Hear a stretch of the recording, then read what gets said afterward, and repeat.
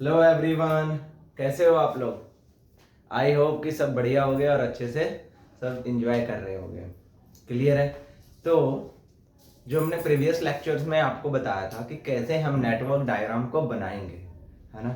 तो आज की क्लास में थोड़ा उसको हम इंक्रीज करेंगे और यहाँ से हम क्रिटिकल पाथ निकालने के लिए सीखेंगे। जो आज की लेक्चर है, जो आज का सेशन है, वो सबसे ज्यादा इंपॉर्टेंट है। क्लियर है। तो आज का सेशन, आज का लेक्चर कोई भी नहीं मिस करेगा। सब कोई इस आज की क्लास को केयरफुली पढ़ेगा। क्लियर है यहाँ तक। चलो स्टार्ट करते हैं बिना समय को बर्बाद किए हुए। देखो क्या है हमारा पॉइंट, हमने यहाँ पे देखो हेडिंग क्या किया है।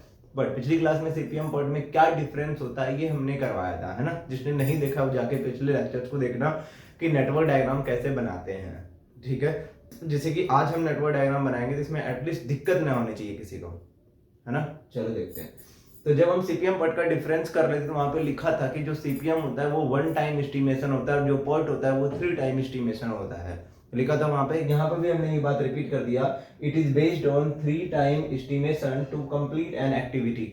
लिखा हुआ है यहाँ पे। जिसने नहीं वहां पे करा है उसको केयरफुली जाके करो एक बार, ठीक है।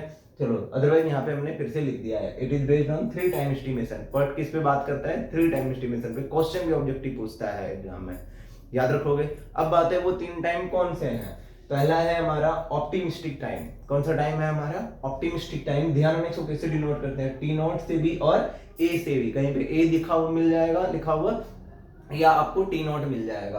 किसको कह रहे हैं? It is the minimum time required to complete an activity when everything goes according to the plan. आपको कोई भी एक एक्टिविटी पूरा करना है, उस एक्टिविटी को पूरा करने के लिए जो मिनिमम टाइम होगा, जो कि कम से कम में हमने बना दिया, वो टाइम क्या कहलाता है? हमारा ऑप्टिमिस्टिक टाइम। तो ये चीज तभी हो पाएगा जब आपके जो प्लानिंग है कर रखा है आपने पहले से, अरे यार ऐसे ऐसे करना है अपने को, और अगर वो वैसे ही अगर हो गया तब आप बोल दोगे कि ये हमारा ऑप्टिमिस्टिक टाइम है। क्लियर है।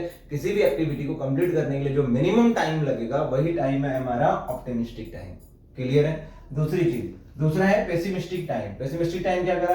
It is the maximum time required to complete an activity. Maximum time का मतलब क्या है कि कोई भी हमारा, और इसमें देखो एक और बात लिख दिया है, when everything goes against the plan. हमने प्लानिंग कुछ और कर रखा था, यहाँ कुछ और हो रही है। कभी बरसात आ गया, कभी ऐसा भी होता है कि बनाया हमने फ्लाईओवर, अब वो कभी गिर गया, है ना। दैट मीन्स वो एक्टिविटी तो कंप्लीट हुआ नहीं, है ना। तो एक्टिविटी को कंप्लीट, ये कैसे कैसे जा रहा है? हमारे प्लान के अगेंस्ट ही जा रहा है। तो उस सबको अगर कंसीडर करके जब हमारा एक टाइम कंप्लीट होगा तो वो वाला हमारा टाइम कहलाएगा पेसिमिस्टिक टाइम। क्लियर है कि जो एक एक्टिविटी मैक्सिमम टाइम रिक्वायर्ड लिखा हुआ है, मैक्सिमम टाइम रिक्वायर्ड, जो सबसे ज्यादा समय लेगा, वो कहलाएगा हमारा पेसिमिस्टिक टाइम। याद रखोगे। और इसको किससे डिनोट करेंगे? टी, पी और बी से। बी भी लिखा होगा कहीं, ए भी लिखा होगा, ये सब ध्यान रखना कि इसको क्या बोलते हैं। आगे बढ़ते हैं।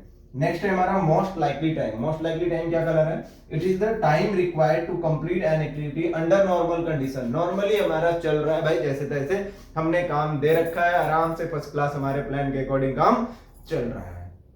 क्लियर है ना। बहुत तेजी से ना बहुत स्लो, आराम से नॉर्मल नॉर्मली हम वर्क कर रहे हैं। ठीक है यार, जनवरी फरवरी तक कंप्लीट कर देंगे। क्लियर है यहाँ तक। जैसे अभी हम सीपीएम पॉइंट पढ़ा रहे हैं, तो अगर हम स्पीडली डेली 1 2 3 लेक्चर्स अगर देते जाएं, है ना, तो मिनिमम टाइम में कंप्लीट हो गया। जैसे अभी गैप हो गया हमारा 2 3 दिन का, तो ये लंबा थोड़ा समय खींच गया बीच में 3 दिन का, तो वो कंडीशन आ गया पेसिमिस्टिक का। और अगर हम डेली एक एक लेक्चर्स अगर हम देते जाते, दैट मीन्स वो नॉर्मल कंडीशन है, तो वो कहलाएगा हमारा most likely time. I think सबको समझ में आ गया होगा। क्लियर है यहाँ तक। तो यहाँ से 3 टाइम याद रखना है। पहला ए, दूसरा बी एंड तीसरा एम। मोस्ट लाइकली टाइम को टीएम से भी डिनोट करते हैं और एम से भी डिनोट करते हैं। जब आप कॉम्पिटिटिव पेपर को देखोगे तो वहां मोस्टली यूज हुआ है ए, बी और एम। तो इसको आप केयरफुली अभी देख लो, ए किसको बोल रहे हैं, बी किसको बोल रहे हैं, एम किसको बोल रहे हैं, ताकि हम आगे जाके जब रिलेशन करेंगे तो वहां पे एटलीस्ट डाउट नहीं होना चाहिए किसी को। समझ में आया इतना? करो इसको फटाफट स्क्रीनशॉट लो, फिर आगे की ओर हम बढ़ते हैं आज की सेशन में और इसको खत्म करेंगे। आज थोड़ा सा इंपॉर्टेंट पोर्शन जो है हमारा। क्लियर है। चलो करो इसको फटाक से जल्दी।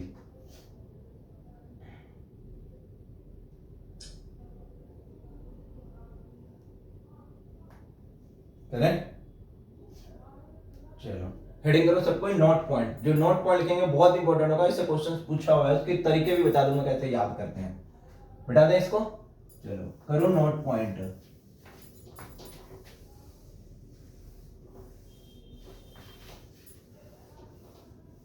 नोट पॉइंट सबको लिखो।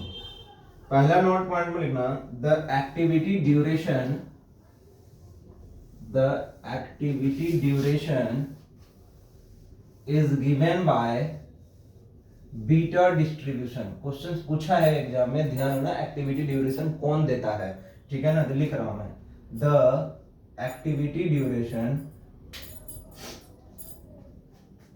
Note point first, the activity duration is given by beta distribution. Direct question पूछा होगा, the activity duration is given by beta distribution. Clear है। थोड़ा एक रैंडमली ग्राफ बनाता हूं कि बीटा डिस्ट्रीब्यूशन हमारा दिखेगा कैसे और किस तरह से टाइम वगैरह निकलता है ना। थोड़ा एक रैंडमली ग्राफ बना देता हूं, देखो इधर।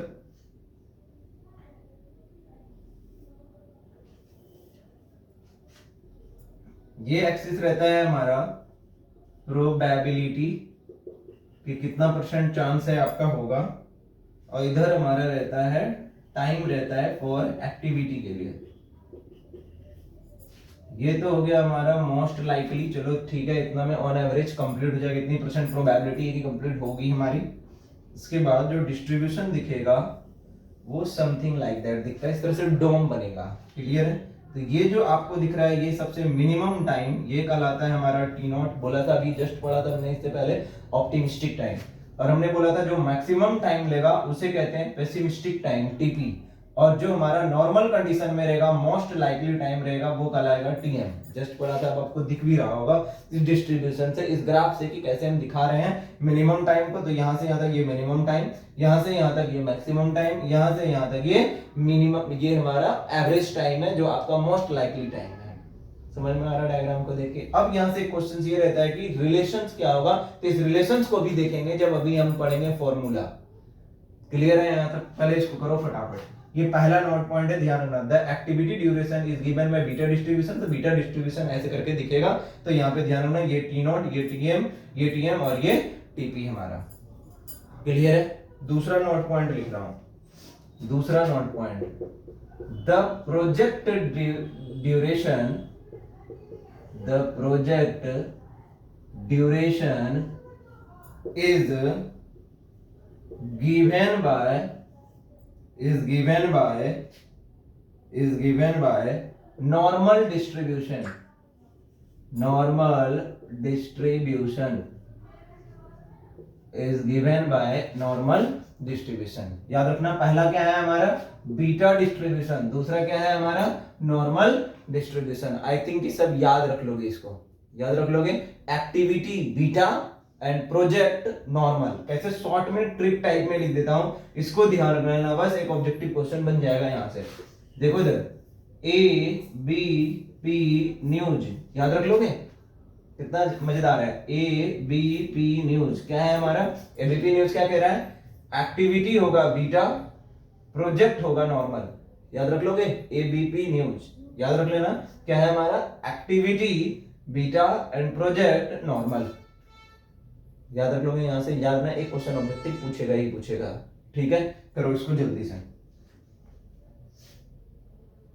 आज इसको फटाफट निपटाना है। इंपॉर्टेंट पोर्शन जो है हमारा एग्जाम के पॉइंट ऑफ व्यू से। कर लिए सबने स्क्रीनशॉट, करें आगे। हेडिंग करो formula, formula.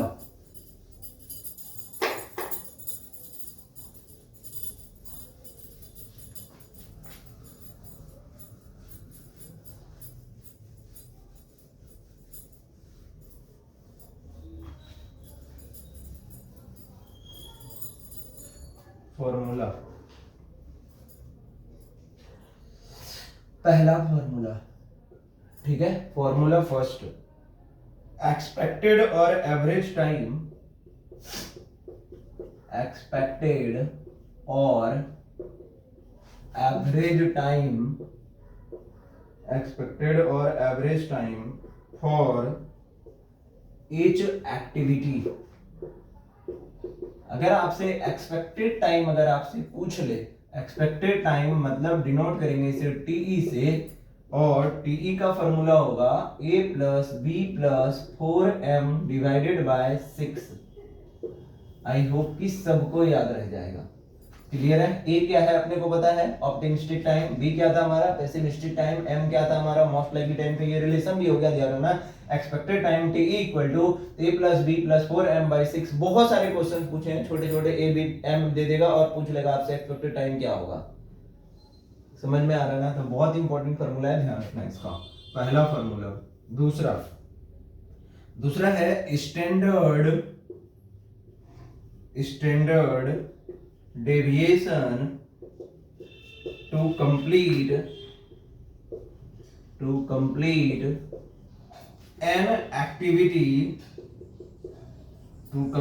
an activity is given by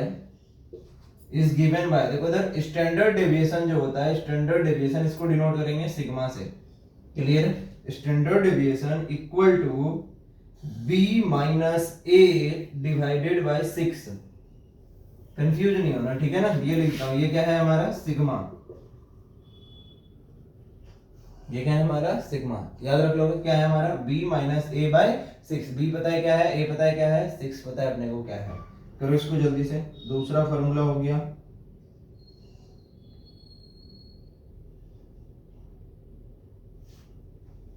correct?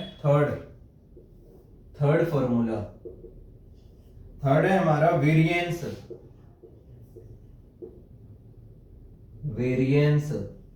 Variance को डिनोट करते हैं सिग्मा स्क्वायर से। ध्यान देना, देखो कितने छोटे छोटे अंतर हैं। बस standard deviation sigma and variance है हमारा सिग्मा का स्क्वायर। क्लियर है यहाँ तक? तो बहुत इंपॉर्टेंट है, ध्यान रखना, छोटी छोटी बातें होती हैं तो अपने को करना होता है ना। चलो देखो तो वेरिएंस सिग्मा स्क्वायर जस्ट करना है, तो सिग्मा स्क्वायर करोगे क्या हो जाएगा, जस्ट इसका स्क्वायर कर देना था, b minus a divided by 6 इसका होल स्क्वायर। क्लियर है? यानी कि कभी क्वेश्चन आएगा तो हम यहाँ से सिग्मा निकाल लेंगे इजीली, उसका स्क्वायर कर देंगे तो वो हमारा वेरिएंस दे देगा। बस ध्यान रखना इतनी सी बात कि वेरिएंस होता है सिग्मा स्क्वायर, बच्चा सिग्मा तक करके छोड़ देता है। क्लियर है यहाँ तक? करो यहाँ तक। और हम जिसके लिए आज हम पढ़ रहे हैं, आज हम उसे कंटिन्यू आगे की ओर बढ़ाएंगे। ठीक है, जल्दी जल्दी थोड़ा। तीसरा हो गया, 3 फॉर्मूला हो गया। चौथा फॉर्मूला लाने से पहले एक बात लिख रहा हूं जो सबसे ज्यादा इंपॉर्टेंट है। कर लिया सबने? ले लिया स्क्रीनशॉट? गुड, इसको चलो नेक्स्ट स्टडी करो। Very very important, what is critical path. Then फिर चौथा फॉर्मूला लाएंगे, है ना? देखो पहले critical path. Critical path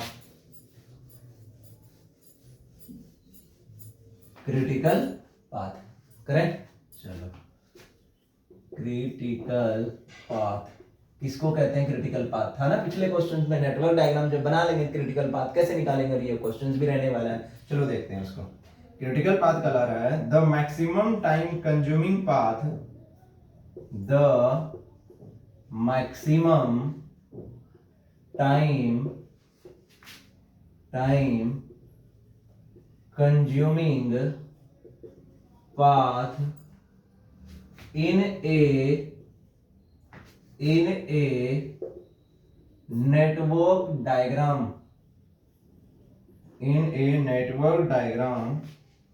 from the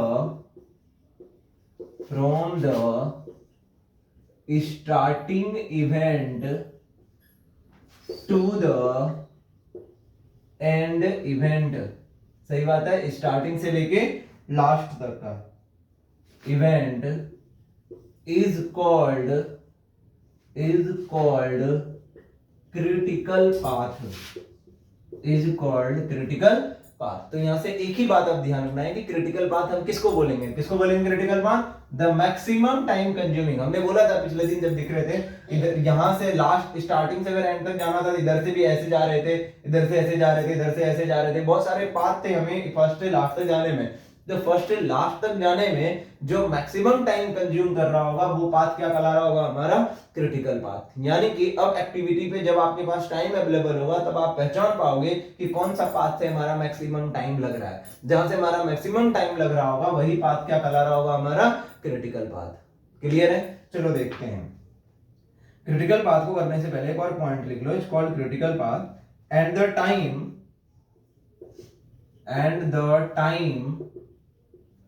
along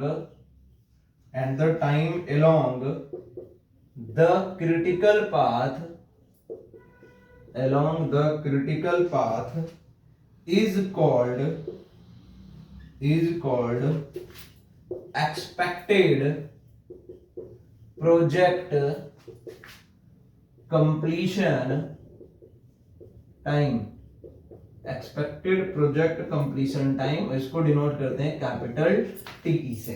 clear है? सही बात है। जो हमारा क्रिटिकल पाथ होगा उसमें कुछ ना कुछ समय तो लगा ही होगा, है ना, कुछ ना कुछ समय लगा होगा, चाहे इधर से इधर से। जो मैक्सिमम समय वाला होगा वो क्रिटिकल पाथ कहलाएगा। तो कितना हमारा समय लगा है, जो हमारा समय लगा होगा वही समय कहलाता है एक्सपेक्टेड प्रोजेक्ट कंप्लीशन टाइम, कि इतना में हमारा ये प्रोजेक्ट टोटल कंप्लीट हो जाएगा। और वो जो टर्म्स है उसको डिनोट कैसे करेंगे, उससे हम डिनोट करेंगे टीई से। एक्सपेक्टेड प्रोजेक्ट कंप्लीशन टाइम, उसको डिनोट कैसे करेंगे, टीई से। तो यहाँ पे अब एक फोर्थ आएगा जो फॉर्मूला जो सबसे ज्यादा इंपॉर्टेंट है, जहां से क्वेश्चंस भी बनाने में आपको हेल्प करेगा। क्या है हमारा? Probability to complete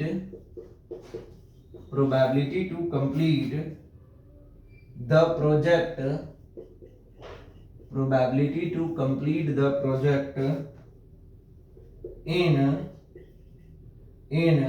schedule time, कि कितना परसेंट प्रोबेबिलिटी है कि आपने शेड्यूल टाइम में, शेड्यूल टाइम को डिनोट करेंगे टीएस से, है ना, कि शेड्यूल टाइम में आपने प्रोजेक्ट को खत्म कर दिया। जैसे फिक्स है कि अपने को ये प्रोजेक्ट कंप्लीट करना है 1 महीने में, 1 महीने मतलब 30 दिन हमें दे दिया है कि एक्सपेक्टेड जो हमारा शेड्यूल टाइम है, शेड्यूल टाइम क्या है, 30 दिन। तो कितनी परसेंट प्रोबेबिलिटी है कि 30 दिन में आप उस प्रोजेक्ट को खत्म कर दोगे। मान लो कि हमारा यहाँ से निकला एक्सपेक्टेड प्रोजेक्ट कंप्लीशन टाइम, मान लो हमने निकाला 25 डेज, है ना, और हमारा शेड्यूल टाइम कितना था हमारा 30 डेज। तो यहाँ से पता चल जाएगा कि कितने परसेंट प्रोबेबिलिटी है आपका कंप्लीट होगा या नहीं होगा, कितने परसेंट की रहेगी। ये क्वेश्चन आएगा यहाँ से। तो ध्यान रखना, इसी का फॉर्मूला लिख रहा हूँ। तो क्या रिलेशन है इसमें, तो याद रखना प्रोबेबिलिटी निकालने का फॉर्मूला होता है हमारा z इक्वल टू, ध्यान रखना प्रोबेबिलिटी निकालने का z equal to ts minus T E divided by sigma. बहुत इंपॉर्टेंट है ये फॉर्मूला। तभी ये फॉर्मूला जब तक याद रहेगा तब आप प्रोबेबिलिटी बता ही नहीं पाओगे। टीएस आपको पता है शेड्यूल टाइम क्वेश्चन में गिवन होगा, हमेशा 20 दिन 50 दिन गिवन होगा। एक्सपेक्टेड टाइम कहां से निकालोगे, क्रिटिकल पाथ से, जो मैक्सिमम टाइम लगा होगा वो हमारा expected project completion time. Sigma standard deviation अभी हमने बताया था कैसे निकालेंगे, b-a/6 करके।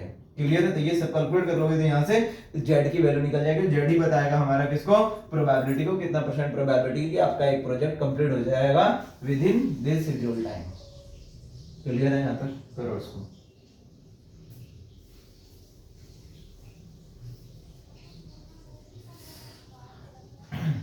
चलो एक तो b-a करके वैसे करके भी निकालोगे। एक और लिख देता हूं, वेयर सिग्मा जो है, सिग्मा और कल आएगा ताकि आप डायरेक्ट क्वेश्चन में बना पाओ। सिग्मा कल आता है अंडर रूट, ध्यान रखना, अंडर रूट सम ऑफ